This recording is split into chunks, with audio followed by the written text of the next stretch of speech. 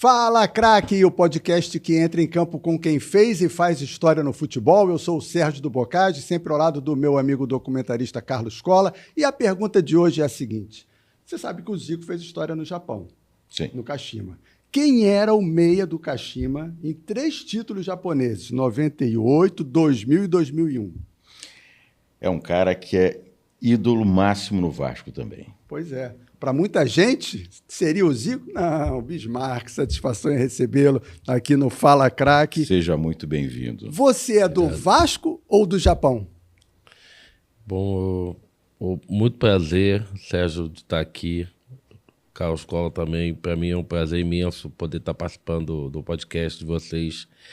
Eu acho que eu sou meio a meio, porque eu tenho uma história no Vasco muito boa e muito grande. Quando eu fui para o Vasco 8 anos de idade, saí com 23 anos para 24 anos. E no Japão, chegando no Verde Kawasaki, e depois indo para o Kashima e terminando minha carreira no Kobe. Então eu acho que meu coração é metade vascaíno e metade japonês. Até porque foram muitos anos de Vasco e também muitos anos de Japão. Você imaginava uma situação dessa? Ser ídolo em 2 países? Vou te falar que você só começa a perceber muito que você é um ídolo realmente de um time quando você para de jogar. E eu, assim, recentemente eu tenho visto isso quando eu vou nos jogos do Vasco. Então, eu não sei se é por 2 fatores. Por o Vasco não estar bem há muitos anos, ou porque realmente eu sou lembrado pelos torcedores até hoje. Mas eu acredito que por ter tido toda uma infância dentro do Vasco, jogando futebol de salão, que era futebol de salão, hoje é futsal, e depois indo para o campo, eu acho que eu criei uma imagem e também uma aproximação muito grande com os torcedores de ver daquele menino que começou muito cedo e que, na nossa época, ainda tinha preliminar, que a gente chegava no Maracanã para ver os jogos 2h30, para a gente saber quem era o jogador que poderia chegar ao profissional. Então, eu acho que essa aproximação com o torcedor, eu acho que ficou até muito depois que eu parei e que, na verdade, quando eu abri o canal também, que só fala do Vasco, que é o Atenção Vascaínos. Então, hoje, quando eu vou ao estádio, muitos jovens que não me viram jogar pedem para tirar uma foto por causa do canal. E não porque propriamente tenham me visto jogar. Tem até uma curiosidade do último jogo contra o Atlético Mineiro, pela Copa do Brasil. Eu estava saindo de casa com meu filho e 5 meninos de 19, 20 anos me pediram para tirar uma foto no Leblon.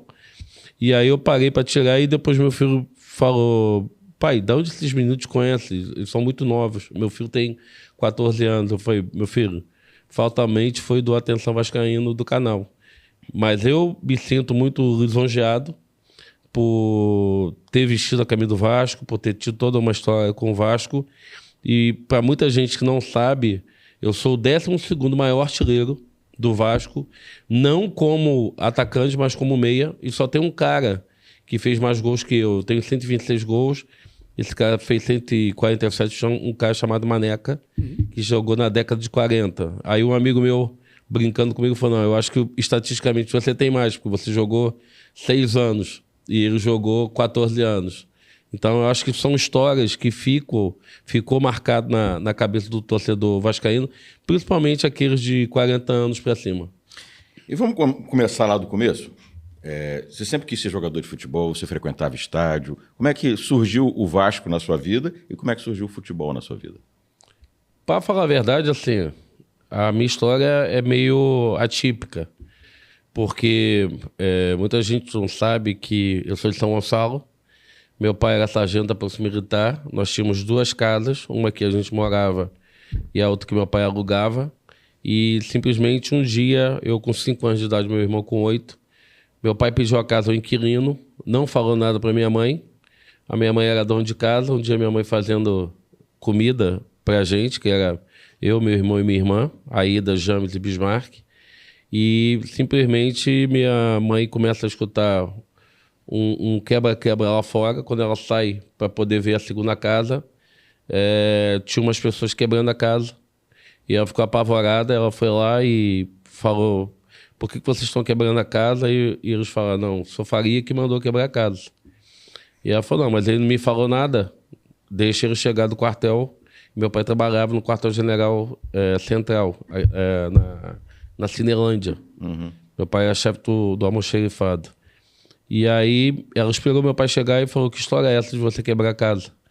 Ele falou, não, vamos quebrar a casa porque o inquilino... Todo inquilino que a gente pega atrasa, não paga. E eu tô cansado disso. E ela falou, mas o que você quer fazer com a casa? Aí ele falou, eu quero fazer um campo de futebol. Olha. Pro Bismarck e pro Jambes. E a minha mãe perguntou, mas por quê? Ele falou, eu acho que o Bismarck é bom jogador.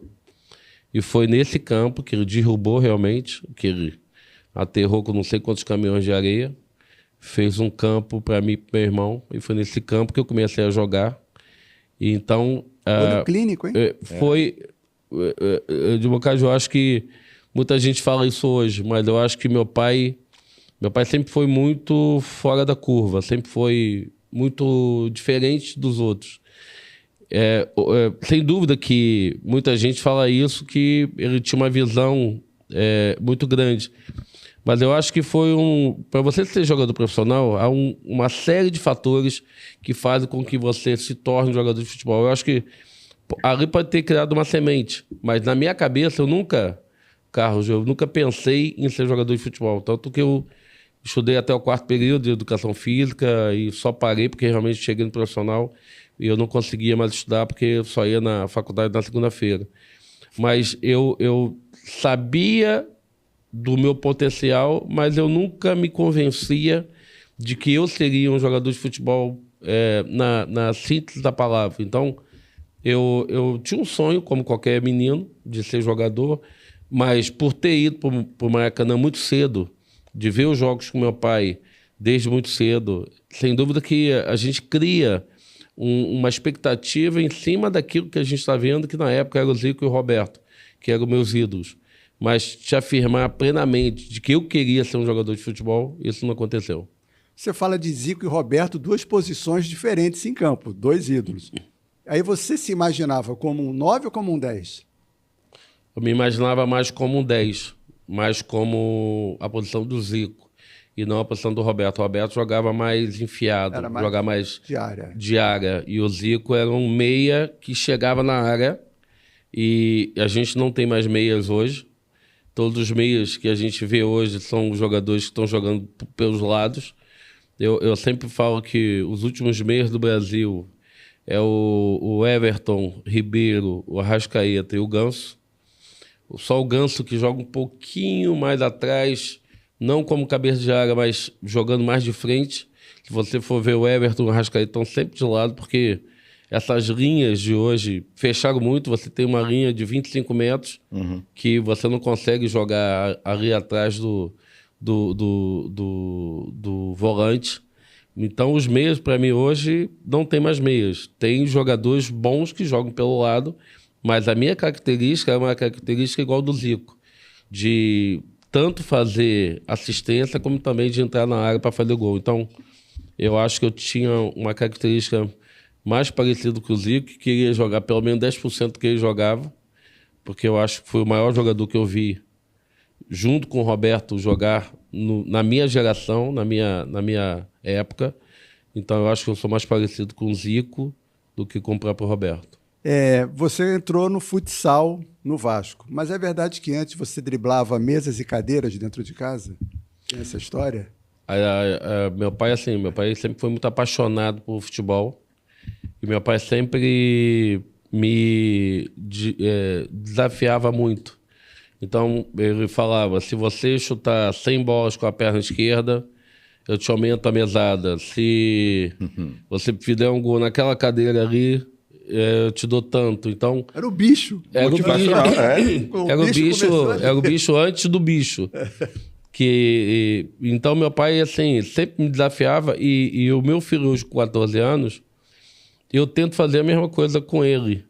Exatamente desafiando ele para provocá-lo. Então, eu acho que isso foi uma ideia que eu tive desde quando o Lourenço era muito pequeno, então meu pai sempre tinha esse desafio e eu só acho que foi bom, porque sempre eu achava que ele sempre estava duvidando de mim e eu queria sempre mostrar mais.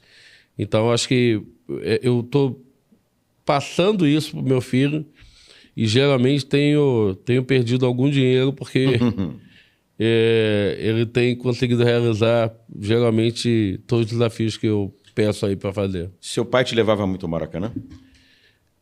Eu vou te falar que meu pai me levava muito no Maracanã e uma curiosidade. Eu acho que meu pai, além de ser muito Vasco, apaixonado pelo Vasco, meu pai era um anti-flamenguista. Porque meu pai ia Vasco-Flamengo e meu pai ia Botafogo e Flamengo. Em São Gonçalo. Você conta. Por isso que eu falo que aquela geração do Botafogo eu também acompanhei muito. De Mendonça, Rocha, Borrachinha, Perivaldo, Gaúcho, porque meu pai ia a muitos jogos do Botafogo. E engraçado, Berg, que depois veio, Eloy, é um time do Botafogo que, assim, meu pai gostava de ver. E ele falava que era porque ele tinha um gosto também pelo Botafogo por causa do Garrincha. Mas depois a gente foi ver que meu pai sempre torcia contra o Flamengo. Tanto é que, vocês devem lembrar, o Flamengo perde para o Peñarol em 1981, eu acho. O Flamengo tinha sido campeão. No outro ano, ele vai para a Libertadores e perde para o Peñarol dentro do Maracanã com o gol do Jair, que era um jogador do Internacional que foi jogar no Peñarol, um gol de falta. Toda vez que meu pai... toda vez que meu pai encontrava um flamenguista, ele falava a escalação de um time, que o cara ficava sem saber o que era. E aí ele falava toda a escalação do Peñarol. E no final ele falava pro cara assim, sabe qual é esse time? O cara, não. Aí meu pai fala, não, esse é o Peñarol que ganhou do Flamengo em 1981, gol do Jair. Então, meu pai tinha isso, assim. Ele era muito provocado pelos flamenguistas, porque meu pai era o mais conhecido vascaíno do bairro, do Rocha, em São Gonçalo. E eu lembro que quando esse jogo mesmo do Peñarol, meu pai pede a minha mãe para pegar um lençol amarelo e preto que nós tínhamos em casa para costurar, enfiou num pedaço de pau e botou a bandeira, a bandeira, parecendo uma bandeira do Peñarol, exatamente no campinho. Então, quem chegava na travessa, que era uma travessa que era fechada e até hoje, via aquele lençol amarelo e preto. Então, assim, os caras iam lá em casa, batiam na porta, batiam na janela, e meu pai mandava a gente ficar quieto e no outro dia os lençóis da minha mãe estavam todos rasgados. Ele teria feito o mesmo esse ano. Ele teria feito, com certeza. Com certeza ele teria feito, como uma outra história, que é o campeonato de 88 contra o Flamengo, que é o último campeonato, infelizmente, que o Vasco ganhou do Flamengo, tem 36 anos, numa final, que é o gol do Cocado, que eu dei o passe. No outro dia, ele tinha uma senhora que vendia cocadas perto da minha casa. Ele vai lá, compra todas as cocadas e vai de casa em casa dizendo que a minha mãe tinha feito um doce. E minha mãe geralmente fazia doce e meu pai geralmente era generoso de oferecer para todo mundo.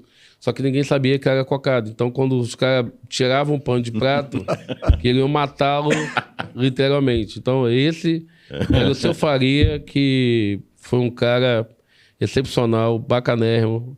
Eu acho que o maior ídolo até do que o Zico e o Roberto para mim. Agora, ele te perguntou do Maracanã. E São Januário, você ia muito a jogos de futebol? Eu ia, só que menos do que no Maracanã. Eu lembro que a gente começou a ir muito em São Januário, já para ali daquele time que tinha Arthurzinho, tinha Mário, tinha Cláudio Jadão, tinha Roberto Dinamite. Aí a gente começou a ir mais a São Januário. Mas anteriormente, assim, em 78 a gente viu o gol do Rondinelli, 79 a gente foi, 80 a gente foi, que foi contra o Fluminense, 81 a gente foi, e 82 a gente começou, eu e meu irmão, achar que meu pai era pé frio. E começamos a falar que a gente não estava muito afim de ir da final de 82. O primeiro jogo contra a América, que é o gol do Ivan, a gente vai. O Vasco toma um sufoco danado, porque eram 3 times na final. Vasco, Flamengo e América. O primeiro jogo é Vasco e América, o segundo jogo é Flamengo e América. O América é o melhor time dos três. O Vasco ganha de 1-0, o Flamengo ganha de 1-0 do América e vai fazer a final contra o Vasco. E aí meu pai falou que ia na Vasconcelos, que era a torcida da época, comprar o ticket do ônibus e comprar os ingressos. E a gente falou que a gente achava melhor a gente não ir. E meu pai perguntou por quê. A gente falou, porque a gente acha que o som é um pé frio danado. Ele ficou literalmente muito triste. A gente não foi, mas ganhamos. E quando eu vou pro profissional, meu pai nunca foi ver uma final. É mesmo? É mesmo. Ficou sentido, 87, hein? Não, a gente não deixava. Não você não deixava? Não, porque ele queria ir, a gente não deixava. 87 não deixamos, 88, 89 foi no Morumbi, 92, 93, meu pai nunca foi numa final. Que maldade. Por isso que eu acho que o Vasco ganhou todas essas finais. É muita responsabilidade em cima de uma pessoa. Não, e ele ficava também, depois que eu comecei a jogar, ele ficava muito nervoso também, a pressão subia. Então a gente achava melhor ir ficar. Meu irmão ia com a minha mãe, mas meu pai ficava em casa, coitado. E tua estreia? Minha estreia no profissional... 87 com o Antônio Lopes? Não, 87... Na verdade, assim, eu tinha ido para 86 para uma pré-temporada, porque em Vassouras, porque o Lopes briga com o Giovani, faltando 5 minutos para jogar contra a seleção de Vassouras, o Giovani não quis entrar, porque falou que não ia entrar faltando 5 minutos. Ele mandou o Giovani de volta para o Rio. E eu chegando em São Januário para treinar com o juvenil, eu era juvenil ainda, tinha 16 anos. Me avisaram que eu tinha que ir para Vassouras. Eu fico olhando hoje assim, como que mudou tanto. Naquela época, assim, não me mandaram através de alguém de carro para até Vassouras. Simplesmente me deram dinheiro, falaram, vai lá na rodoviária Novo Rio, compra um ônibus para Vassoura, se apresenta lá no hotel. E eu cheguei no hotel, assim... Com 16 anos com 16 anos sozinho. Vendidaço, né? Treinei, fiquei lá uma semana treinando. Quando voltei, aí eu sou convocado para uma seleção brasileira sub-19, mas mesmo com 16 anos, a gente foi disputar um torneio daquelas fitas TDK na China. Eu lembro. Que chega na final, a gente ganha de 2-1 da Inglaterra, até com um gol meu. E um gol do André Cruz, um gol meu. E faltando 5 minutos eu quebro a perna. Então, o ano de 86, quando eu volto, eu tive que botar 2 pinos na perna. Não jogo mais 86. Volto a jogar no final de 86, já pelo juvenil. Aí começa 87, eles acham que é melhor eu ficar no sub-20 e não me sobem pro profissional. Só aí que, no meio do ano, quase mais ou menos abril, que o Lazzaroni me leva pro profissional. Você ficou com medo de não jogar mais? Porque, pelo que eu li, correu até esse risco, né? Muita gente falava. Porque na época, assim... A tecnologia da medicina até o nome do osso mudou. Antigamente era perone e hoje é fíbula. E aí a recuperação era muito lenta. Era de 4 a 6 meses. E foi o que aconteceu. Eu fiquei 6 meses sem jogar. Hoje é uma contusão que em 3 meses o cara já recupera. Acho até que foi uma contusão do próprio Diego Ribas, que teve essa contusão, que voltou também muito rápido. Mas na época não era assim. E o meu primeiro jogo, eu lembro depois que eu volto para o profissional em 87, eu achei que poderia ser meu fim também, porque... É o campeonato da Copa União de 87 e o Lazzaroni me leva para jogar contra o Santos no Pacaembu. Eu entro uns 25 minutos do segundo tempo, o Roberto estava chovendo e a grama do Pacaembu era uma grama tipo aquela de jardim, muito rápida. Aí o Roberto bota uma bola assim na diagonal, o goleiro do Santos é o Rodolfo Rodrigues. Aí quando eu olho assim, tá muito distante, eu acho que dá para eu me aproximar mais para poder bater. E aí, quando eu dou esse tapa na bola, a bola corre muito. Quando eu vou chegar na bola, o Rodolfo Rodrigues abafa e eu passo por cima dele. Literalmente, tinha 2 minutos que eu estava em campo. Eu vou por cima dele e bato com a bacia no chão. E quando eu vou levantar, começa a me dar uma fisgada muito grande. E o Lazarano falando, volta, Bismarck, vamos jogar, vamos jogar, vamos jogar. E eu não conseguia mais respirar. Nossa. Não conseguia mais jogar. Eu entrei, tipo, aos 25, aos 30, eu fui substituído. Então eu achava que ali, muita gente tinha achado que eu tinha pipocado, que eu tinha amarelado. A sorte que a gente volta pro Rio, vai fazer uma radiografia e tem uma pequena fissura. Então eu fico na bacia. Aí eu fico um mês sem treinar, porque doía, então tinha que ficar, não engessei nem nada, mas não podia fazer nada. E aí chega o final do ano, eu já preparando para 88, não joguei mais, e aí em 88, que na verdade eu começo a jogar naquele primeiro jogo do Campeonato Carioca, que foi um Vasco Flamengo, que faltou luz, e o Eurico mandou o time sair de campo, a gente estava perdendo de 1-0, e a gente perdeu no tribunal exatamente de 1-0. Então, ali você conheceu o Eurico? Eu já conhecia, né? Porque esse episódio de eu ter quebrado a perna, tinha um hospital no centro do Rio que eu estava pela CBF. Porque como eu tinha quebrado a perna na CBF, a CBF que arcava com toda a despesa e designava quem era o médico que ia operar. O médico que operava eram os médicos do Flamengo, que estavam na época na CBF. O Runco? Não, era o doutor Serafim Sim. e o doutor Walter, que na época estava no Flamengo. Eu ia operar, tipo, estava marcado a operação para 5 horas da tarde. Quando dá 1 hora da tarde, eu já tinha até colocado aquele comprimido embaixo da língua, que você fica já meio sonado para a operação. Simplesmente o Eurico manda uma ambulância. Não, o negócio que é brincadeira, mas é verdade. Ele manda uma ambulância no centro do Rio, no hospital, com o doutor Alexandre Campeiro. Sim. Literalmente para me sequestrar para outro hospital, para o hospital onde o Vasco tinha um convênio, e falou que não ia, os médicos do Flamengo não iam me operar. Que loucura! E aí o doutor Alexandre Campeiro que me opera. E mas você correu nem tudo lembra bem. dessa saída, né? Já estava sonado? Não, eu estava sonado. Eu lembro que eu falava que eu não queria, que eu queria ser operado ali. Eu não queria sair dali. Já que era para operar... Desculpa. Eu ia ser operado pelos médicos do Flamengo. Só que, literalmente, o Eurico simplesmente me sequestrou. O Eurico era parecido com o seu pai, né? Anti-Flamengo total, né? Há controvérsias.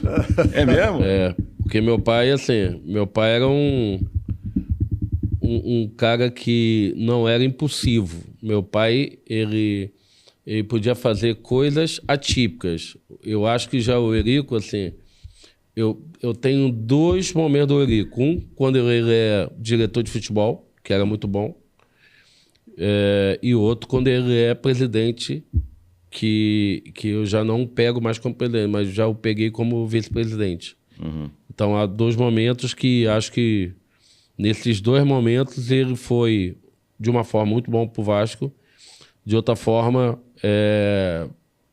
com muitas controvérsias para o Vasco. Acho que muita gente pode até não gostar do Vasco hoje, até em função da postura dele, porque era uma postura tudo ou nada. E geralmente quando você tem um tipo de situação como essa, muita gente pode amar e muita gente pode não gostar muito. E acho que, assim, eu vou dar um exemplo de 89. Quando o Giovani sai, quando o Romário sai, quando o Paulo Roberto sai,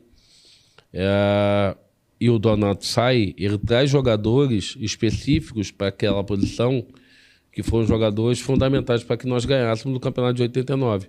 Saiu o Donato e traz o Quiones. Saiu o Paulo Roberto e traz o Luiz Carlos Vinck. Saiu o Giovani e traz o Boiadeiro. Saiu o Romário e traz o Bebeto. Então ele tinha uma capacidade de ver para o time os melhores jogadores em cada posição. Isso eu acho que ele foi o maior que eu vi dentro do vestiário. De defender os jogadores, de ver, de montar um bom time.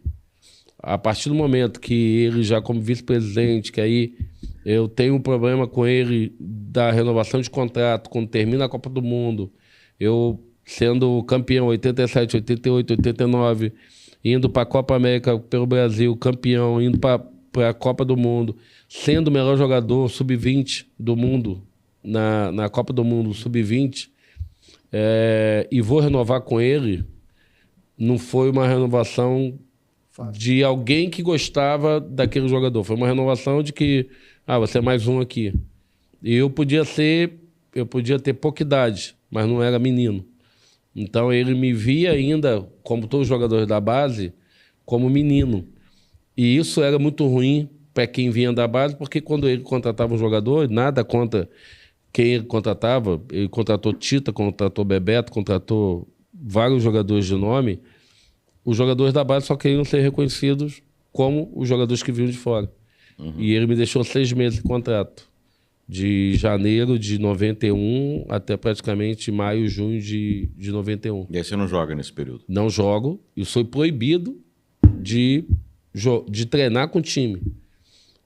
Se você não tem um contrato renovado, porque muita gente não sabe, a lei naquele momento, mesmo que você não renovasse o contrato, você continuava... Preso. Preso porque era a lei do passe. Você continuava no clube. E apareceu o Bayer Leverkusen e não me vendeu. Apareceram alguns times que não quis me vender. Então, nem ele me vendia, nem ele dava aquilo que eu achava que eu merecia. E sem salário? Ou ficava com Sem salário. Te guardava na salário. geladeira. É isso. Sem salário, sem poder treinar. Eu tinha, na época, me descapitalizado porque eu tinha comprado um apartamento. Meu pai começa a me dar, depois de 20 anos, começa a me dar dinheiro para botar gasolina, para eu poder ir treinar na praia. Eu treinava na praia de manhã e de tarde, todos os dias, sozinho, correndo 1h15 de manhã, 1h15 à tarde. E acho que faltou um pouco de tato dele nesse momento, de ver que ali eu era uma joia do Vasco. E ele estava diminuindo o valor dessa joia. Mas, assim, depois eu fiquei um tempo sem falar com ele, depois que renovou. Na verdade, quem renovou o contrato foi o Calçada. O Calçada que me chamou também porque o time começou muito mal no Campeonato Brasileiro, começou a perder. E aí a torcida começou a gritar meu nome, a cobrar. E aí o Calçado me chama e renova comigo pelo que eu queria, que não era nenhum absurdo, tá? Não estou falando aqui de que eu estava querendo ganhar igual Bebeto, ganhar igual Tito. Eu sabia do valor dos dois, sabia do meu valor, só que achei que naquele momento o Eurico me tratou como menino, e menino eu não era mais. Então, eu gostei da história do apagou a luz e tirou o time de campo. E aí no vestiário, como é que vocês reagiram? Ou não reagiram? Cara, era uma decisão muito direta, né? Você não questionava muito o que ia dar.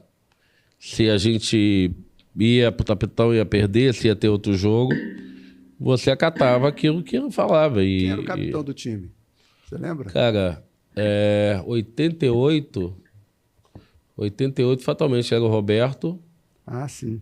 Se não fosse o Roberto, fatalmente podia ser o Tita.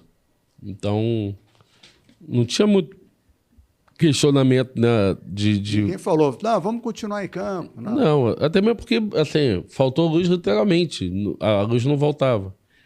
E antes de voltar, ele desceu pro fechar e não quis mais voltar, mesmo que a luz voltou. Ele não quis mais voltar pro campo. Assim, foi uma decisão muito dele. Isso foi 88. Isso, 1988. Então, nessa época, o Roberto já tinha indicado você como sucessor dele, né? Tinha dado uma entrevista falando, Vasco já tem um sucessor. Mas isso é um peso enorme, né? Isso atrapalha mais ou ajuda? Depende mentalmente do jogador. Se o jogador mentalmente for forte, eu acho que isso vai ser um motivador. Se o jogador mentalmente não for forte. E quando eu vou pro primeiro jogo profissional, me fazem uma pegadinha com o Roberto, porque O Roberto ficava treinando falta, né? Então, a gente ficava no ônibus esperando 1h e 15. O Roberto terminava de bater falta e não tinha ninguém que falasse qualquer coisa. Todo mundo esperava, porque o Roberto ficava lá batendo falta, 50, 60 faltas, 70 faltas. Depois tomava massagem, ia chegar no ônibus 1h e 15, depois que a gente já tinha terminado de treinar. E quando eu entro no ônibus, tinha a janela que ele sentava. Número 5, eu acho. E aí, quando eu entro assim, não tinha lugar, todo mundo já estava sentado, aí fala, não, senta nessa cadeira 5 aí. E eu sento. Sem saber de nada. Sem saber de nada. Abri a janela, fiquei lá esperando.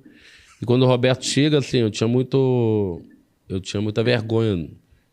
Por ser muito menino, 16, 17 anos, eu falei, Roberto subindo no ônibus assim, eu falei, caramba, Roberto.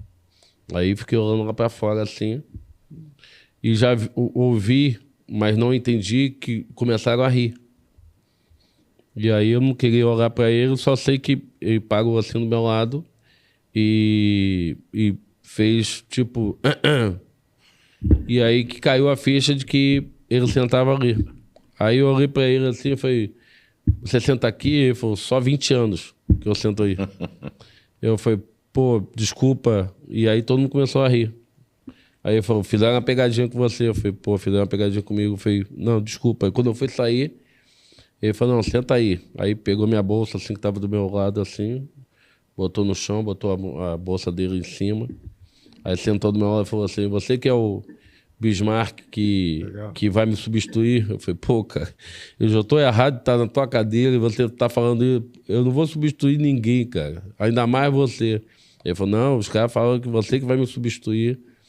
E assim, a partir dali criou-se uma amizade boa, uma amizade que realmente ele via em mim, não o sucessor dele, mas um jogador que poderia ajudar muito ao Vasco.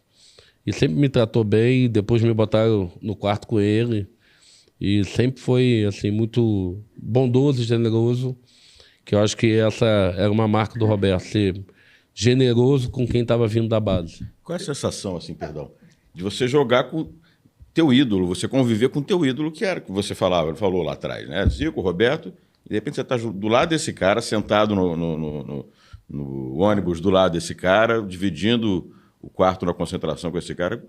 O que isso representa?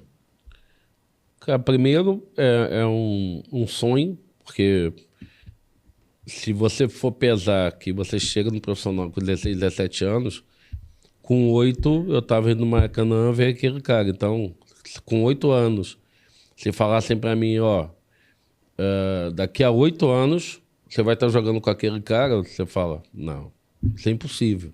Isso não tem muito cabimento. Não entra na tua cabeça isso. Quando você entra no vestiário e você vê o Roberto mudando de roupa, eu ficava observando como que ele botava chuteira. E o Roberto tinha uma mania que muita gente não sabe. Roberto, ele se vestia de baixo para cima.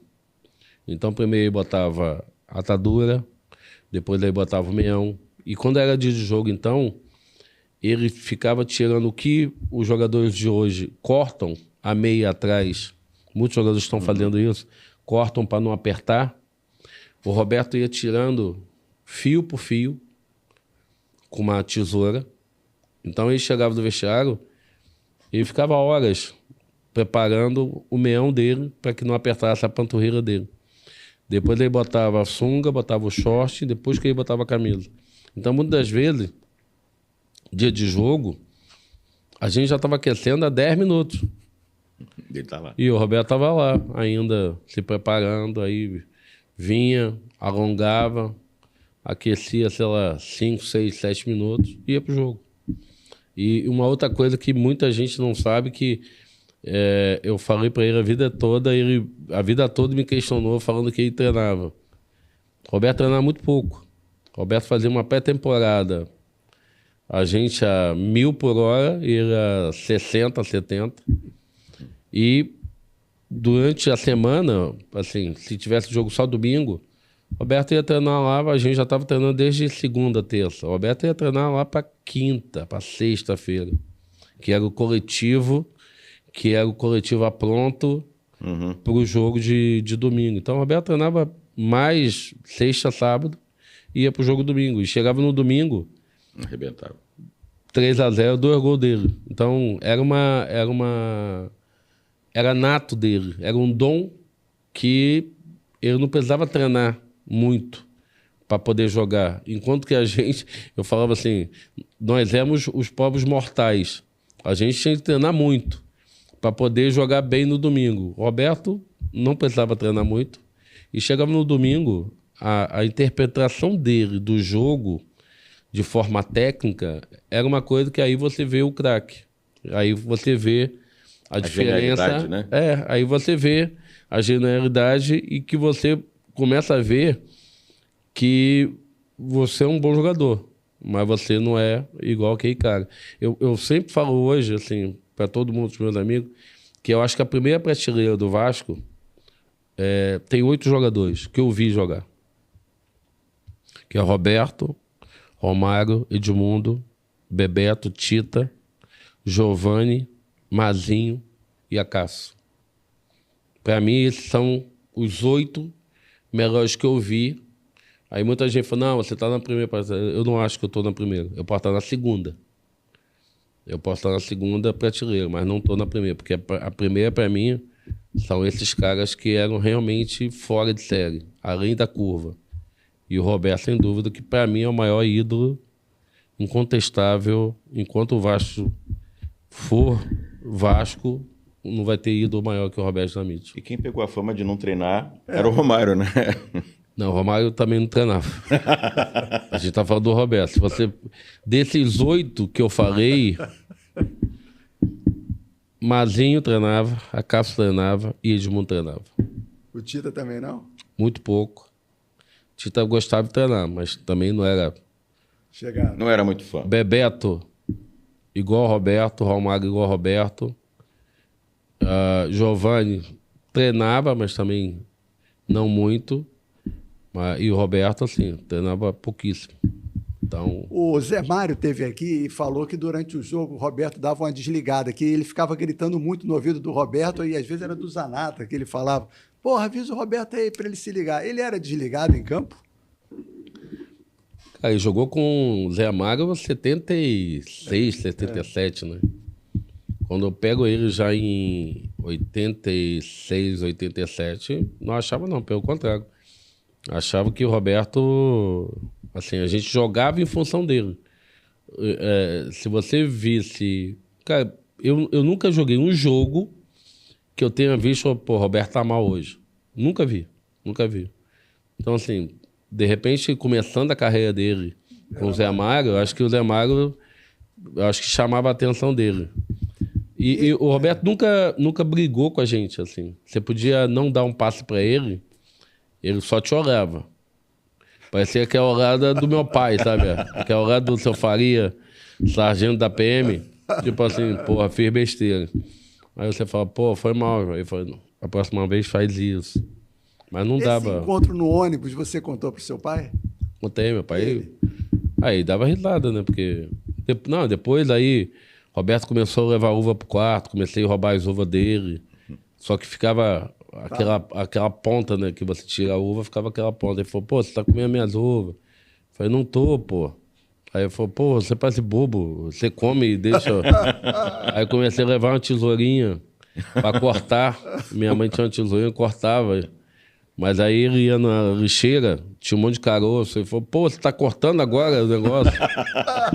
Aí depois começou a levar uma uva pra mim e uma uva pra ele. Pô, essa aí é tua, cara. Pô, uma uva italiana, lembra? Porra, grandona assim. Lá em casa não tinha isso, não. Campeão da Taça Rio 78, você faz um gol contra o Fluminense, 2-1. 88. 88. Você falou 78. Não, 78. desculpe, 88. 78 você não tinha nascido. Sim.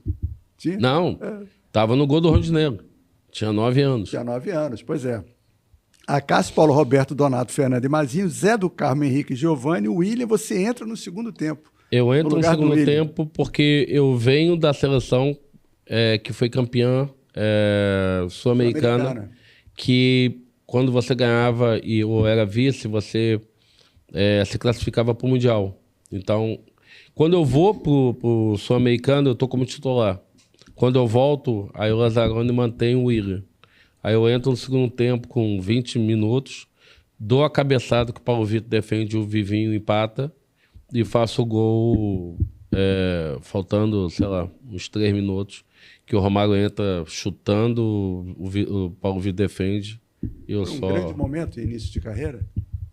Eu acho que esse jogo que me fortalece e me faz ser o titular pleno do Vasco. Até esse jogo, assim, eu entrava, não jogava bem, voltava pro banco, entrava o Willian, porque ele sempre dividia entre eu e o Willian. Depois a gente começou a jogar juntos e não paramos de jogar juntos mais. Mas eu acho que esse jogo foi esse divisor de águas para um jogador que quer se firmar no profissional, mas quer continuar jogando o que jogava no amador. E eu fiquei uns 6 meses meio que para mim realmente me manter firme, para jogar como eu jogava no futebol amador. Então, esse foi um divisor de águas na minha vida. E o título foi o primeiro? Esse foi o título primeiro, que aí depois a gente vai para a final. Esse foi o gol. Esse foi o gol que deu a vantagem. Faz. Não, a gente é campeão do segundo turno. Ganha o segundo turno. E aí a gente vai fazer a final contra o Flamengo, porque antigamente entravam 3 quando um time somava o maior número de pontos nos 2 turnos. Não aconteceu nesse ano. Então, o Vasco, por fazer a melhor campanha, levava 1 ponto. E aí no primeiro jogo vence de 2-1, vira para cima, gol do Bebeto, você faz o gol do empate. Eu faço o gol do empate, o Romário da vitória. E aí a gente vai para quarta-feira, que aí a gente toma um sufoco danado, a Castro tira tudo. Eu que dou o passo pro Cocada. Como é que foi esse jogo? Cara, esse jogo foi um jogo preocupante, porque o Flamengo tinha que ganhar de qualquer jeito. Então o Flamengo vem para cima, bota umas 2 bolas na trave, assim, com o Bebeto, com o Renato Gaúcho. O Flamengo era o favorito, porque vinha de um campeonato brasileiro de 87 da Copa União. Era só Zé Carlos, Jorginho, Edinho, Leandro, Leonardo, Andrade, Ailton, Zicozinho, Renato Gaúcho, Bebeto. Então, assim, era um time enjoado. E nós estamos num sufoco danado. E aí entra o Cocada para ficar eternizado. É uma bola assim que eu divido meio com o Leonardo, assim, a bola só para mim. Eu já dou um tapa na frente para ele, porque ele, na verdade, não entrou na vaga do Paulo Roberto. Ele entra como um atacante pela direita. Uhum. E como ele tinha muita velocidade, o Lazzaroni quis explorar essa velocidade dele ali pelo lado esquerdo do Flamengo. Ele entra. E se você ver, quando ele joga para a esquerda, a bola dá um quiquinho. E esse quiquinho que ele mete de peito de pé, e a bola vai muito rápida, assim. Então, era para ser gol dele, era para ser naquele momento. E aí ele entra aos 43, faz o gol aos 44 e expulso aos 45. O Vasco já era seria campeão. Empatando já era campeão. Na verdade, o gol foi a tal da cereja do bolo, né? Porque o gol foi assim... Realmente a cereja do bolo para... Eu acho que o Vasco começa muito mal o campeonato, mas vai crescendo muito ao longo do campeonato. E esse gol, assim, fica marcado porque, como eu falei anteriormente, é a última vez que o Vasco ganha do Flamengo numa final. E não pode o seu arquirrival ficar 36 anos sem ganhar do rival numa final. Isso, para mim, é inconcebível. Esse gol do Cocada, ele deve ter sido uma coisa emocionante dentro do campo, né? Porque a forma como ele vibrou também, né? Isso tudo foi muito impactante. Qual a emoção disso? Você vê a foto ali, quem está atrás dele sou eu e o Fernando. Então, assim, o Fernando, que eu acho que deve ter acompanhado, e eu também dei o passe e fui um pouco mais adiante para ver o que ia acontecer. Então, quando ele faz o gol, sai na foto eu e o Fernando atrás dele. E assim, aí você já vê que é muito mais difícil o Flamengo virar ali com 2 gols a 45 minutos. E na beira do campo tem um cara de camisa verde entrevistando, sou eu. É mesmo. No meio do tumulto, assim. Eu entrava pela TVE na época. Porque naquela época Todo mundo ficava ali. você entrava dentro de campo puxando fio, derrubava os outros, porque um enroscava no outro. Que era a época que abriu o vestiário. Cara, qualquer pessoa podia entrar dentro do vestiário, assim. Você tava tomando banho, tava o Sérgio de Bocage, já tinha Na hora do entrevistado. banho não ia.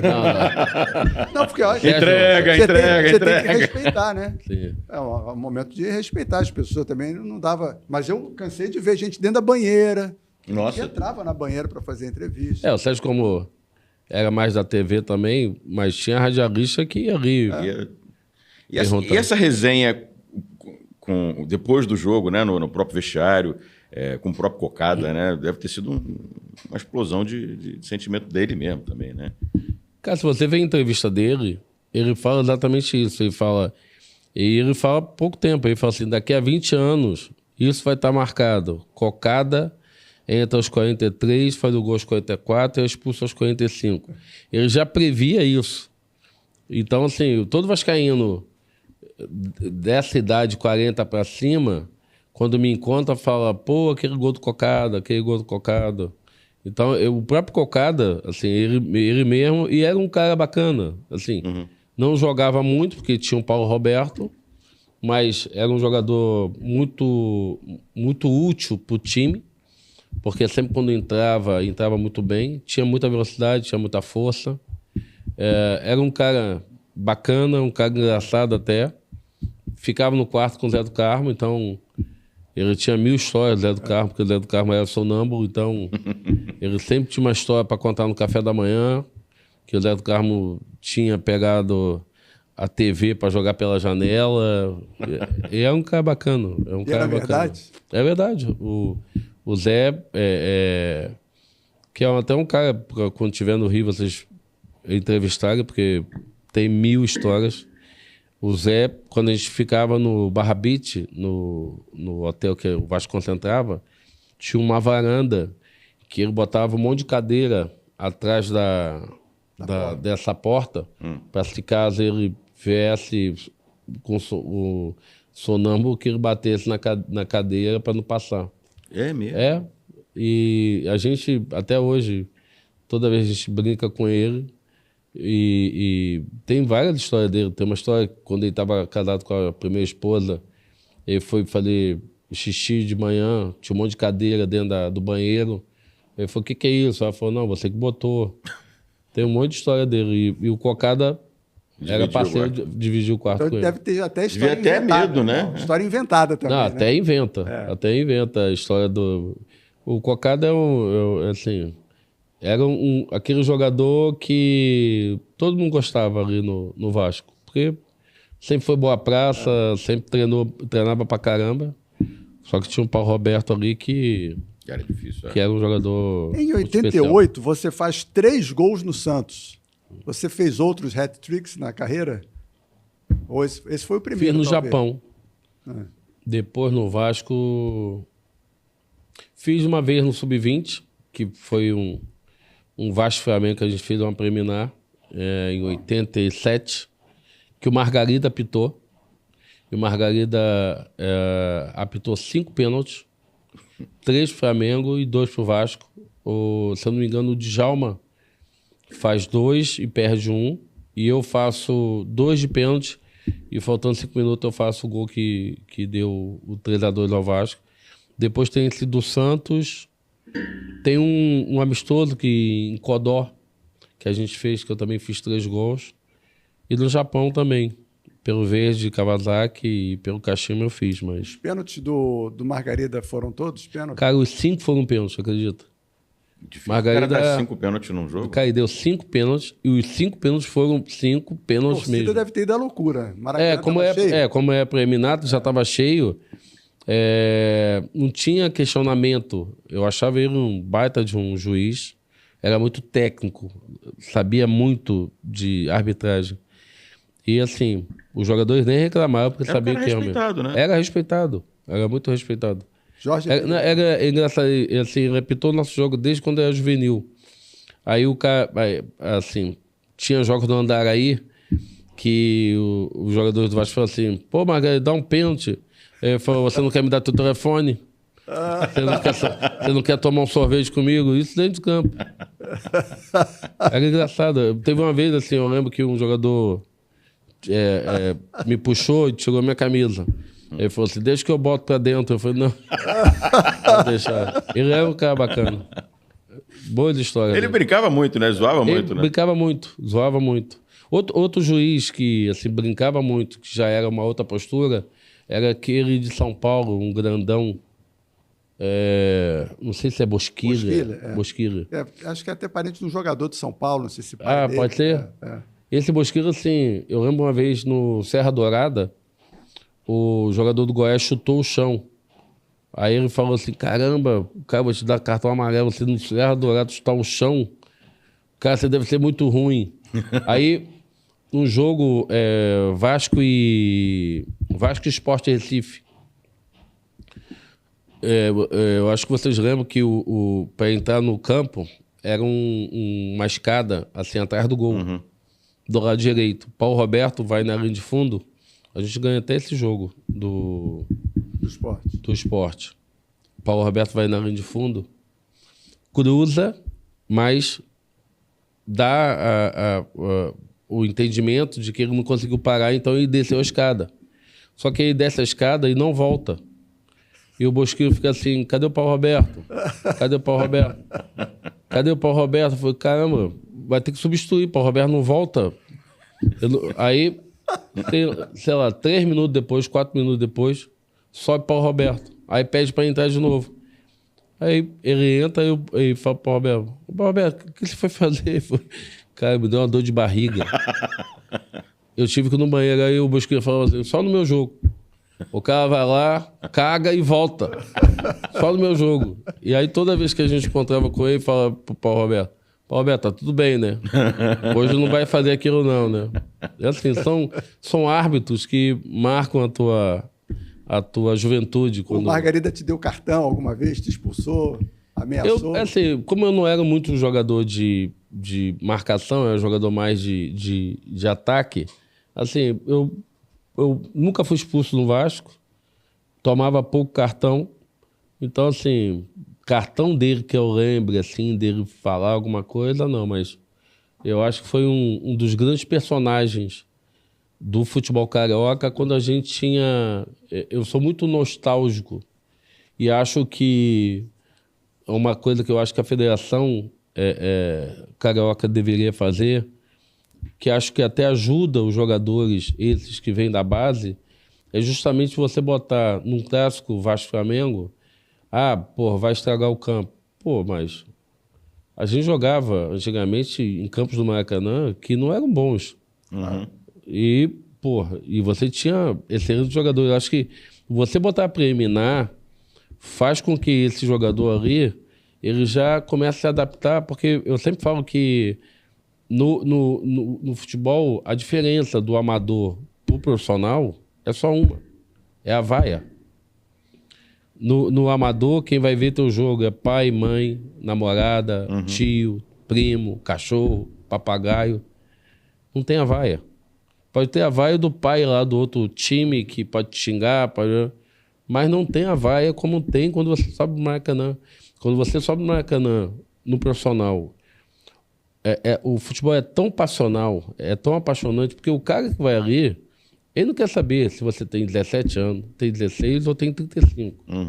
Se o Gabigol perder gol, não jogar bem, ele vai xingar o Gabigol e vai te xingar. Então, quando você ouve a vaia e você se encolhe, e eu vi muito isso, muito, principalmente no Vasco, você vai se tornar um bom jogador ou um jogador normal. Quando você ouve a vaia e você continua jogando, tentando, você vai ser um jogador diferente, porque você não sentiu. E acho que quando você tira a preliminar e bota para jogar para 1.000 pessoas ou para 500 pessoas, acho que você tinha um pouco desse, sabe? Dessa preparação mental, que eu acho que me preocupa muito hoje a seleção brasileira pelo preparo mental. a gente, nas últimas Copas, a gente não tem ido bem, principalmente contra equipes europeias, porque acho que mentalmente o jogador brasileiro, se você pegar os 11 que jogaram a última Copa, estavam jogando fora do país. Mas mesmo jogando fora do país, quando se reúne para jogar pelo Brasil, eu acho que está faltando o mental muito forte, como a gente tinha antigamente. Falta um pouco de identidade também, né? E das últimas Copas, a gente tem um jogador. E a gente depende de um jogador, que é o Neymar. De todas as Copas que nós ganhamos, tinham 3, 4, 5 que... 94 tinha Dunga, tinha Romário, tinha Bebeto, tinha Mago Silva, Tinha 2002 tinha Cafu, Jorginho, tinha tinha Leonardo, Branco. né? 2002 tinha Ronaldinho Gaúcho, Fenômeno, Rivaldo, Cafu, Roberto Carlos. E essa seleção a gente depende só de um jogador. E acho que não estou muito otimista. E a gente depende ainda do Neymar? Ele ainda é o cara que faz a diferença? É o jogador que faz a diferença. Acho ele um craque.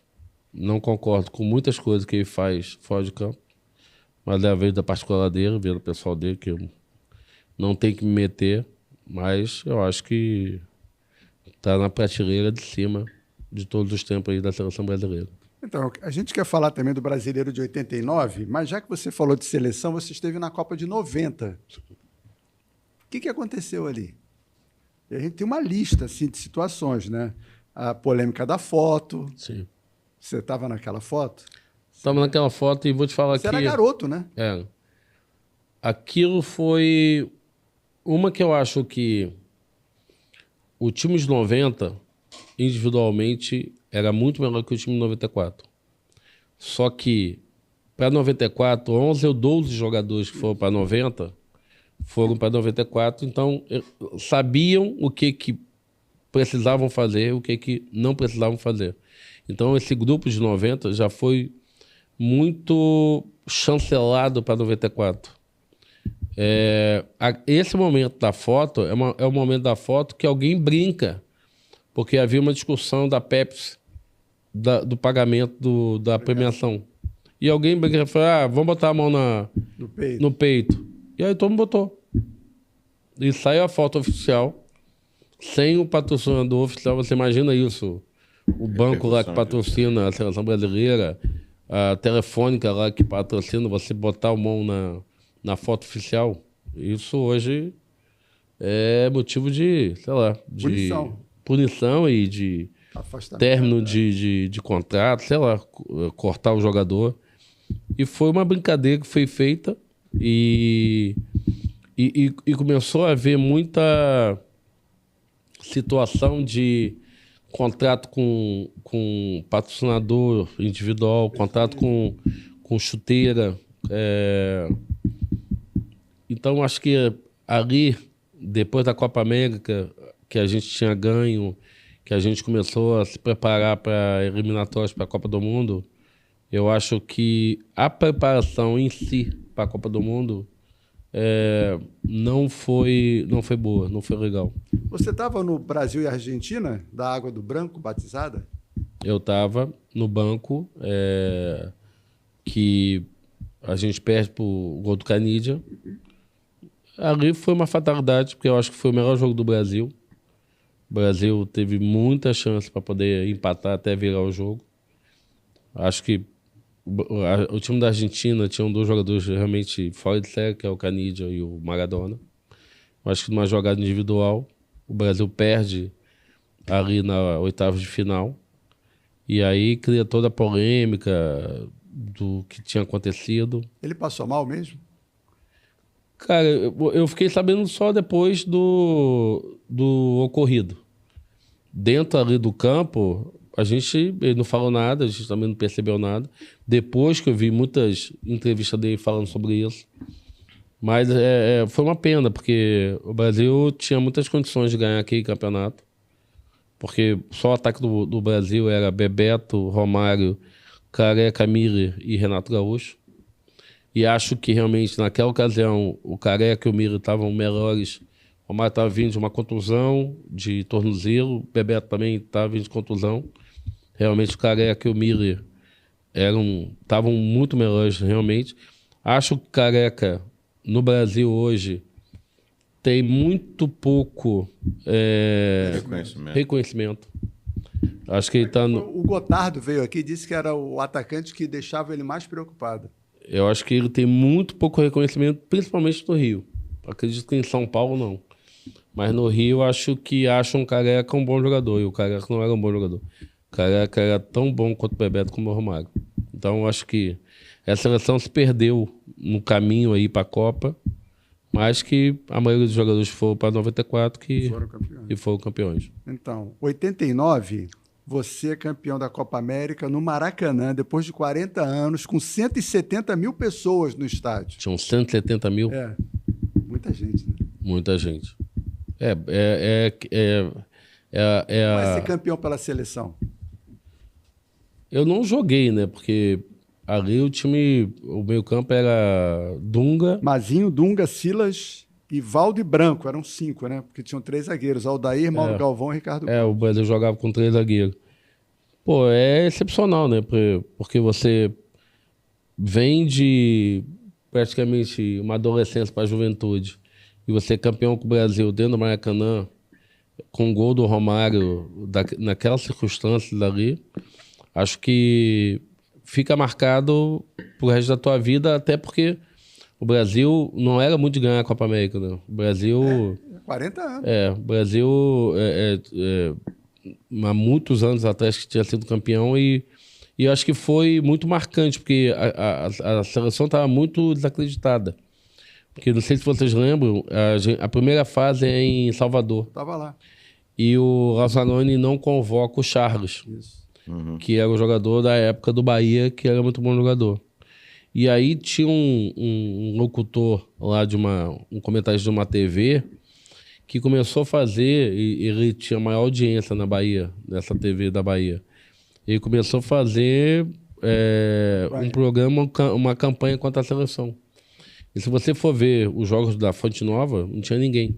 Tem até um jogo que a gente está entrando ou está saindo. Uma da Vaia, né? Acertaram um ovo na cabeça do Renato. E ali, por isso que a CBF começa a levar os jogos para Pernambuco. Ali que começa uma junção com o povo de Pernambuco, uma união com o povo de Pernambuco, porque como sai de Salvador e vai para Pernambuco, Pernambuco recebe a seleção brasileira assim, com o maior carinho. Então, por isso que quando ganha a Copa de 94, para em Pernambuco para a seleção dar uma volta em Pernambuco, porque cria uma empatia com o povo do Recife, o povo pernambucano, com a seleção brasileira. Então, acho que foi importante esse título da minha carreira, porque é um fato marcante, né? Você vir de um campeão da Copa América. E naquele ano, o título brasileiro, falando de Vasco de novo. Gol do Sorato. O Vasco... Meio campo era Zé do Carmo, Boiadeiro, William e você. Bebeto e Sorato. Por incrível que pareça, muita gente não sabe, Sérgio. Na verdade, o time era Zé do Carmo, Boiadeiro, eu, Tita, Bebeto e Tato. O Tato joga a maioria dos jogos desse campeonato. Só na final que o Nelsinho tira o Tato por questões táticas e bota o William. Mas quem vinha jogando era o Tato. Era Cássio, Luiz Carlos Vinck, que onde marcou era o Mazinho, Zé do Carmo, Boiadeiro, eu, Tita, Bebeto e Tato, Sorato e William entravam.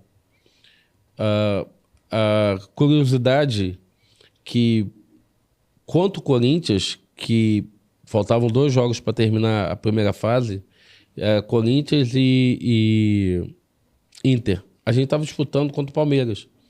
Muita gente não lembra também que não eram 3 pontos, eram 2 pontos. Quando você ganhava, eram 2 pontos, quando empatava 1. O Palmeiras estava 1 ponto na nossa frente. Então a gente vai jogar contra o Corinthians tendo que ganhar do Corinthians lá dentro.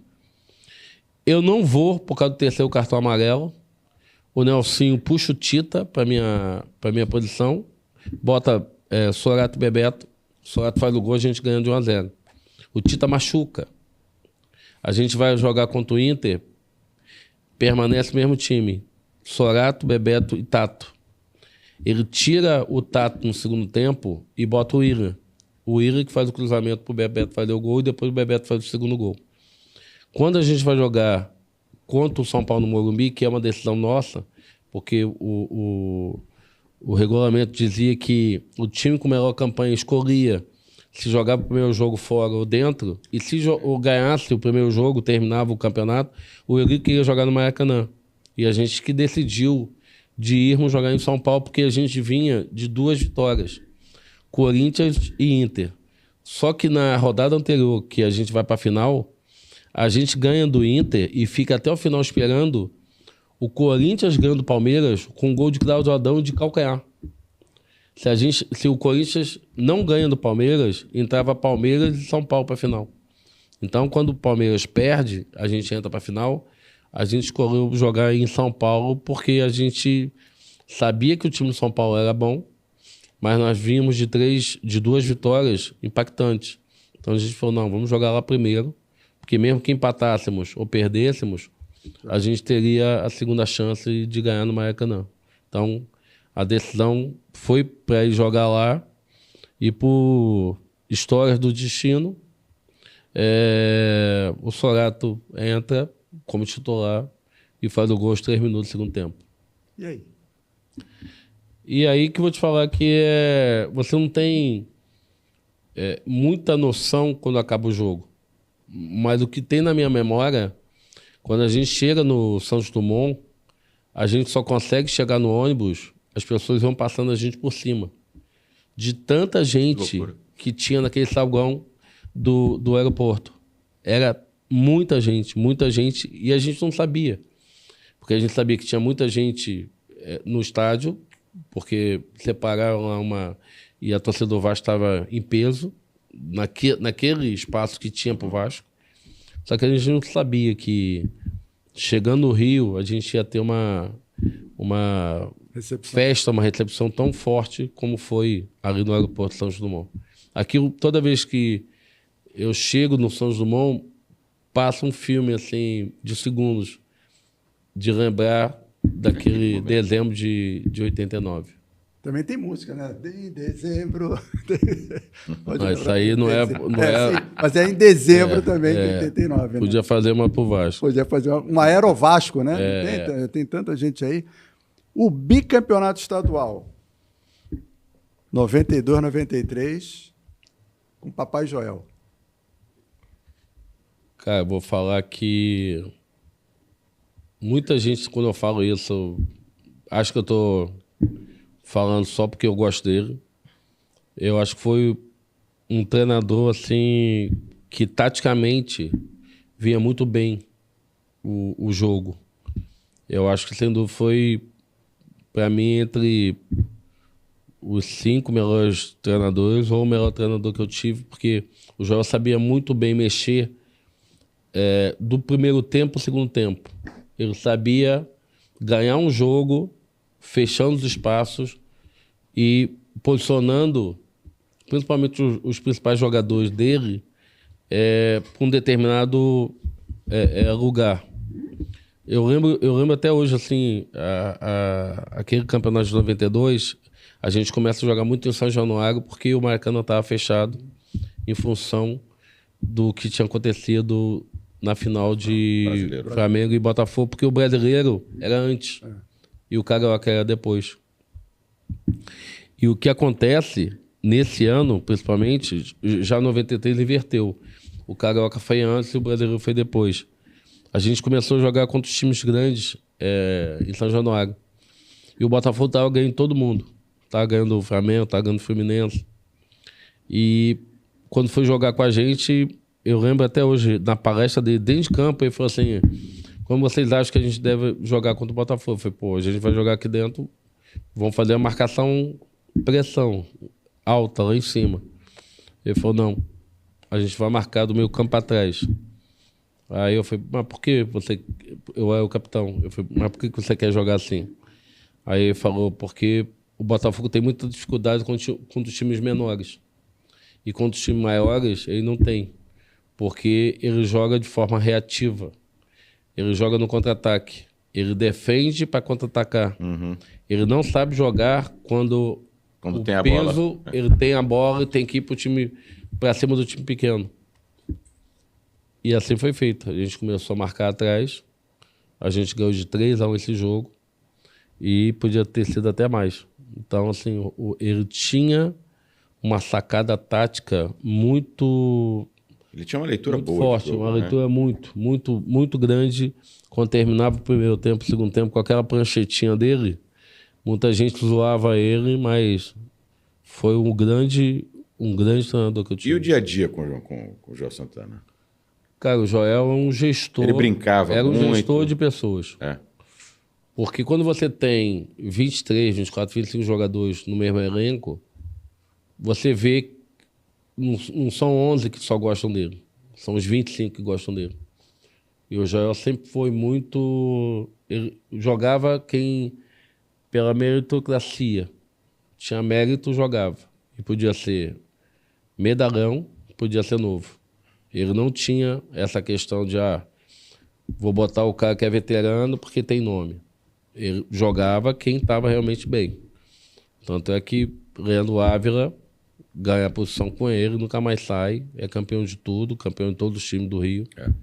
Então, ele sempre foi um cara muito justo com todos os jogadores. Por isso que eu acho que ele tem o respeito dos jogadores até hoje. Aí você jogou, antes de ir para o Japão, acabou jogando com o Roberto, com o Romário, com o Edmundo. E aí como é conviver com essas pessoas? Cara, cada um tem uma personalidade bem diferente um do outro, né? Roberto, que é pacato, generoso, bondoso. O Romário chegava a ser até tímido às vezes. O Romário não falava muito. É. Mas o Romário sempre teve uma personalidade muito forte, de muita, assim, se você fosse para cima, ele também ia. Mas se você ficasse na tua, ele também ficava. Então, era mais tímido do que... Pouco ouvia a voz do Romário Até no vestiário. jogo, né? Até no jogo. O Edmundo, assim, sempre... pouca gente sabe que o Edmundo só vai pro Vasco por causa do meu pai. Ah, Porque Edmundo é mandado embora do Botafogo e a mãe dele é vizinha do meu pai no Rocha. Então vai lá e fala, pô, você faria, o Edmundo foi mandado embora do Botafogo. Só pode levar ele pro Vasco, que era o último ano do Edmundo. O Edmundo estava estourando a idade, 19 para 20, é mandado embora. Meu pai conhecia Edmundo, gostava do Edmundo. Falou para a mãe dele, vou falar com o Isaías Tinoco e com o Darcy Peixoto, que era o diretor. Isaías era o gerente, se eles querem o Edmundo. Na hora, o Isaías e o Darcy falaram, não, pode trazer, que é ótimo jogador. Meu pai leva Edmundo pro Vasco, Edmundo começa a jogar, não começa no titular, só que numa preliminar de Vasco-Botafogo ele entra, dribla o time do Botafogo todinho e faz o gol. E aí a imprensa começa, pô, quem é esse jogador, quem é esse jogador? E ele se firma como titular até o final de 91.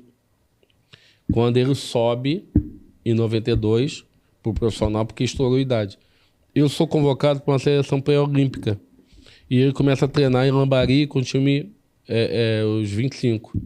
E ele começa a se destacar.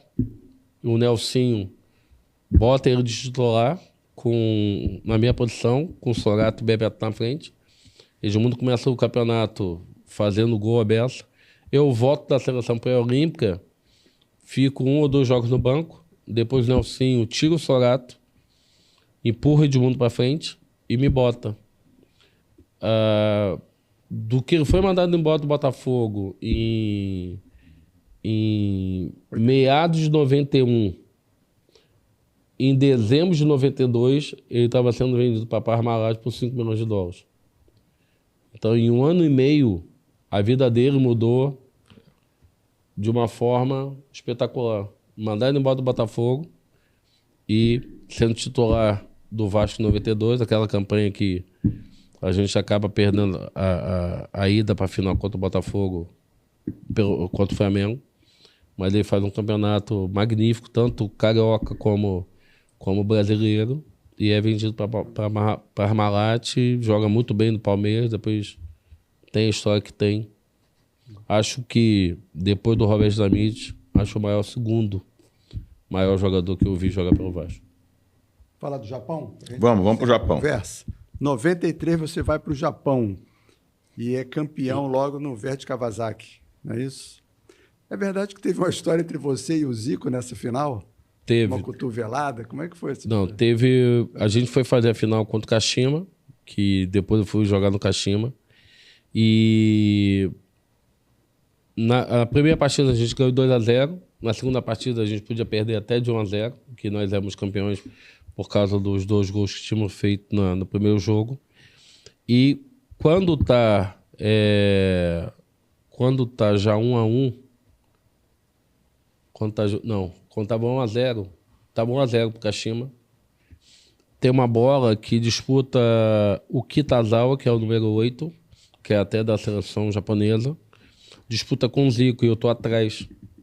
Só que quando o Kitazawa disputa com o Zico, assim, não deu o cotovelado do Zico. Só que quando a bola pica e sobe, a gente fica procurando o Zico, quando olha, acha que eu que disputei com ele. E fala, não, você me deu a cotovelada, você me deu... Eu falei, não dei, Zico. Não fui eu nem que pulei. Tava nem na bola. Foi o Kitazawa que pulou. Porque pulou ele e o Kitazawa e eu tava atrás. E aí foi muito ruim, porque eu fiquei explicando para ele que não fui eu, que ele ia ver depois. Durante o jogo ainda. Durante o jogo. Só que aí, quando ele chegou aqui, ele fala para a imprensa que eu tinha andado com a cotovelada dele, que tinha um bom caráter. E aí, quando eu chego aqui no Brasil depois, a imprensa quer marcar um almoço para eu... E eu falei, cara, é meu ídolo, mas não fiz e não vou. Pedi desculpa, não vou em lugar nenhum. E eu trazia todos os jogos que eu disputava, eu trazia para meu pai, porque meu pai via todos os jogos. Como ele não ia ao Japão, ele ficava passando o dia vendo o jogo meu. E aí já não era pé frio, não ia atrapalhar. Né? Já estava o resultado pronto. Já estava aqui, não tinha ficado, não tinha ido. E aí, quando começa a imprensa querer marcar, eu falei, não vou. E aí passa o tempo, assim, a gente nunca mais falou. E teve a inauguração do CFZ, em 95. E aí, 95 para 96. E aí o Leonardo um dia me ligou. Falou, pô, o Zico quer que você vá na inauguração. Eu falei, não vou não. E aí a gente nunca mais se falou, nem aqui, nem no Japão. Jogava contra, um falava um com o outro. E aí falou, pô, mas aí quer que você vá? Eu falei, não vou. Não vou não. E aí, depois de, sei lá, meia hora, 1 hora, tocou o telefone, era o Zico. E aí falou, pô, queria que você fosse, queria pedir desculpa a você pessoalmente. Aí falou, realmente depois eu vi, ficou uma situação chata pra você mesmo, mas eu quero te pedir desculpa. Aí eu fui. Aí ele me pediu desculpa, ficou de boa. 1 ano depois, tá terminando meu contrato com o Verde. O Leonardo vai pro Paris Saint-Germain. Quando ele soube que não ia renovar com o Verde, porque o Jorginho me ligou e perguntou, você não vai renovar aí? Eu falei, não vou renovar não. Ele falou, quer vir pro Kashima? Eu falei, pô, claro que eu quero. Porque eu não queria voltar pro Brasil, não. Eu falo que todo jogador queria voltar pro Brasil e eu tive proposta do Flamengo, do São Paulo, do Grêmio, do Inter, Atlético Mineiro, e eu nunca quis voltar, sempre quis ficar no Japão. E aí o Zico me ligou, falou, pô, o Jorge falou que você não vai renovar aí? Eu falei, não vou não. Falou, pô, queria que você viesse pro Kashima. Aí eu falei, não, também quero ir. Aí acabou que acertamos. Eu fui mais vitorioso no Kashima do que no próprio Verde Kawasaki. E o primeiro jogo que acontece na Supercopa, que era o campeão da Copa do Imperador, que foi o Verde, foi meu último título, e o campeão da Liga tem uma Copa chamada Supercopa, que é o primeiro jogo para abrir o ano. Foi Verde contra o Kashima, então eu jogando contra o meu ex-clube. E a gente ganha de 3-2, assim, com 2 assistências minhas por um menino que jogou até a Copa do Mundo depois, chamado Yanagisawa. e o Mazinho, que jogou no Flamengo, jogou no Bayern de Munique. E aí, quando a gente está entrando no vestiário depois do jogo, e o Jorginho foi expulso esse jogo, com 15 minutos de jogo, a gente jogou com -1 praticamente o jogo inteiro. Aí, quando eu estou entrando no vestiário, assim, ele me abraçou e falou assim, sabe por que eu te trouxe para cá? Eu falei, não. Ele falou assim, porque você não perde título. E assim foi. Eu fui muito mais vencedor no Kashima do que no Verde. Eu tenho 25 títulos. Eu sou o maior vencedor. Não sei, estrangeiro eu tenho certeza, agora não sei se todos os tempos, de títulos no Japão. Quando você chegou lá, não existia nem a liga, né? Existia. Tinham 6 meses. Era novo. Era a primeira liga profissional, primeiro Tinha ano. implantado no ano anterior. O Zico foi em 90 e a liga começou em 93. Você não chegou a jogar com o Zico, não, né? Contra eu joguei. Mas junto, Junto né? não. Né? E aí, quando eu cheguei no Kashima, assim, todo jogador brasileiro que foi pro Japão tem que agradecer o Zico. Cara, você imagina o cara que jogou 3 Copas do Mundo, um cara que foi campeão de tudo no Flamengo. Você vê os vídeos dele no começo, ele no Kashima, que não se chamava Kashima, era Sumitomo. Isso. Cada time tinha o nome do patrocinador.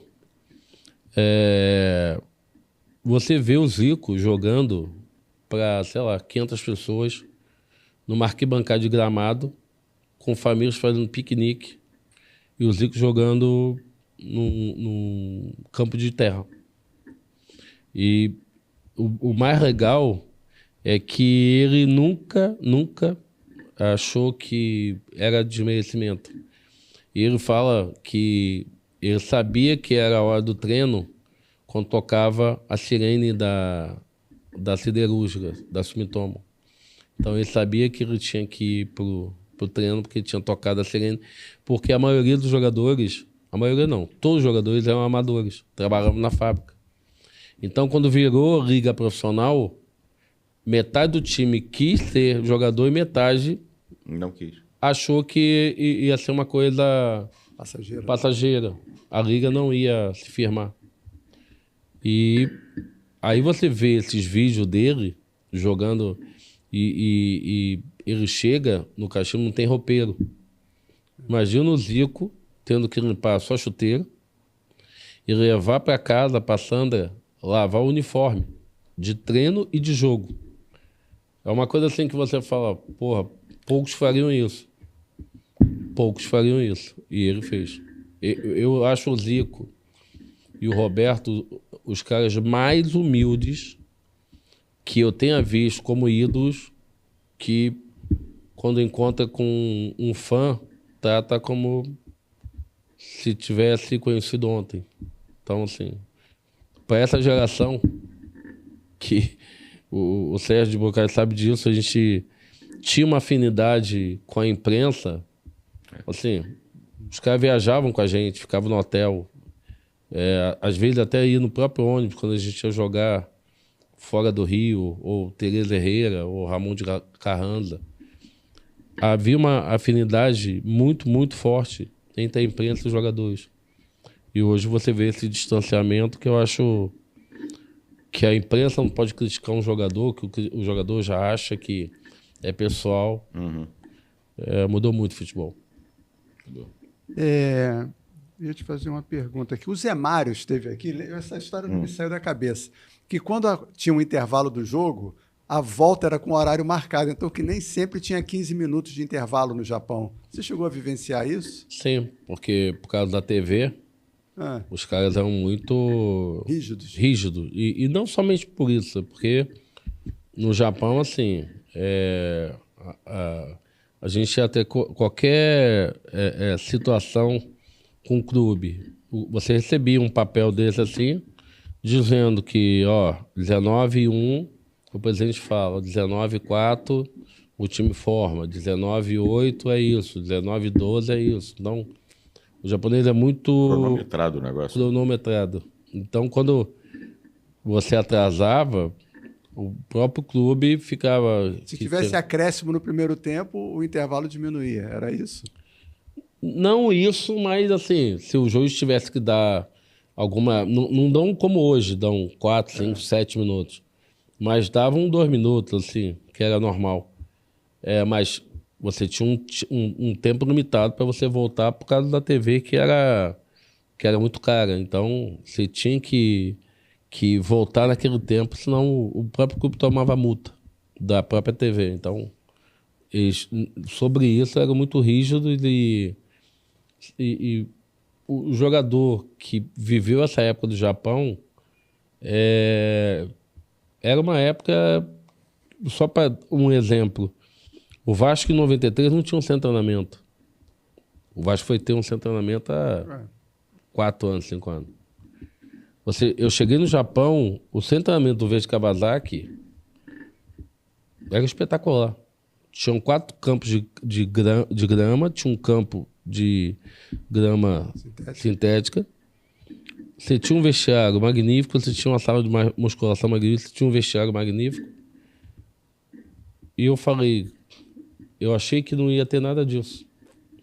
E eu vou pro Verde Kawasaki porque um preparador do Vasco, chamado Luiz Flávio Borgemino, ele foi meu preparador 87, 88, 89, que era excelente preparador. Depois foi seleção japonesa, ganhou tudo no Japão com o Verde.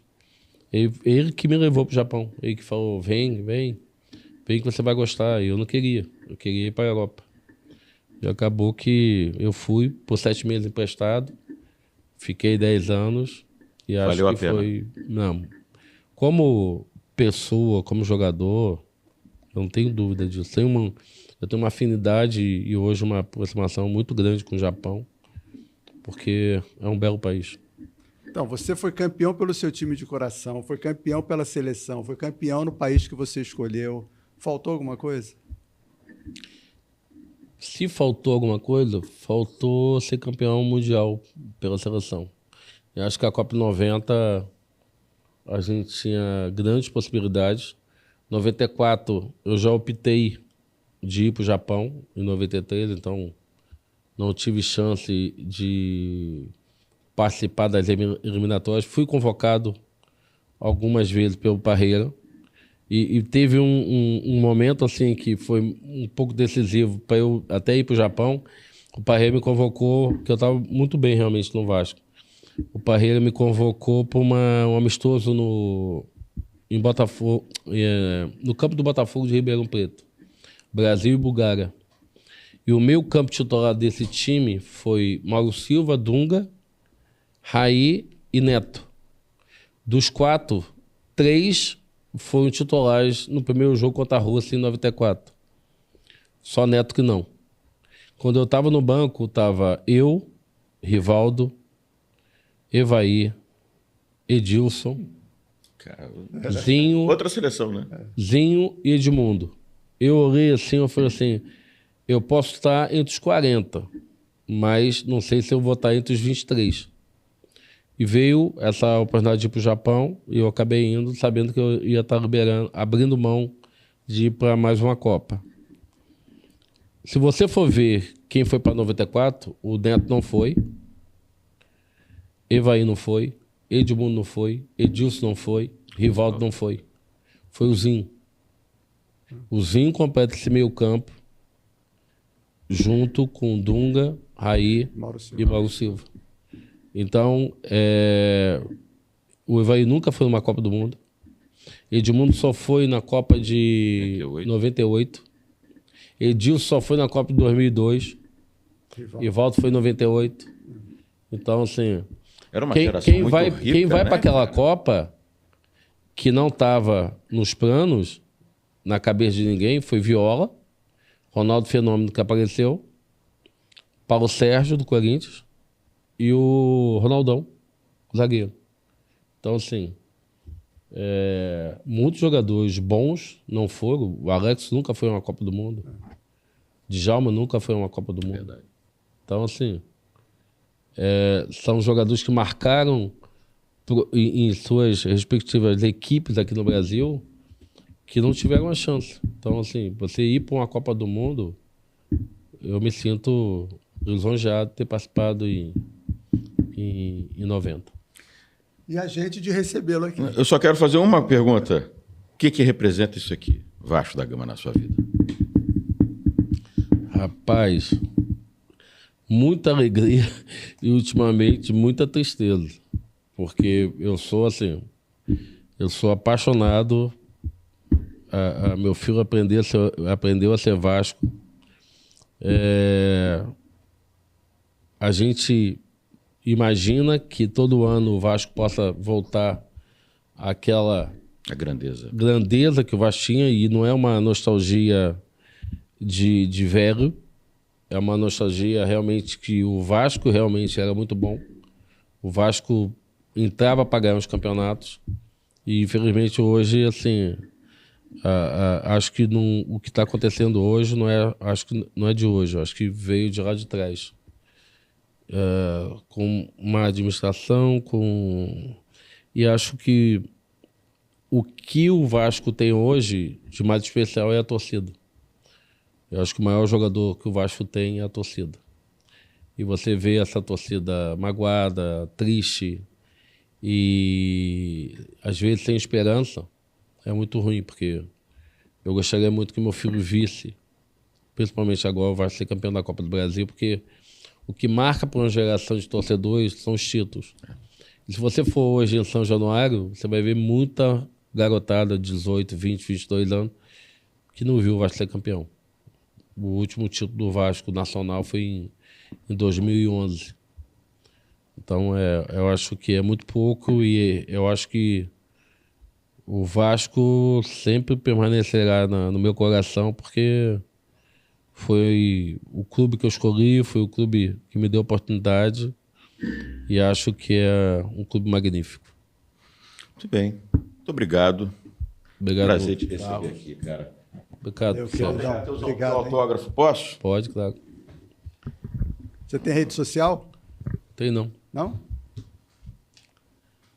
Quem quiser saber da sua vida é no canal Atenção, Vascaíno. Atenção Vascaíno.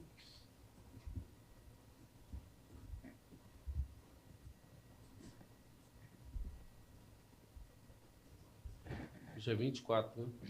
24 do 10. Tem mais aqui, peraí. Eu também gosto de botar a data. Eu Acho também. que é- Acho que fica... Que essa daqui é da turma que jogou Copa do Mundo. Tem uma galera boa já aí. Zinho? Sim. Sim, tem o Zico aí também. Porra, não dá nem pra botar perto do Zinho. Vamos ficar.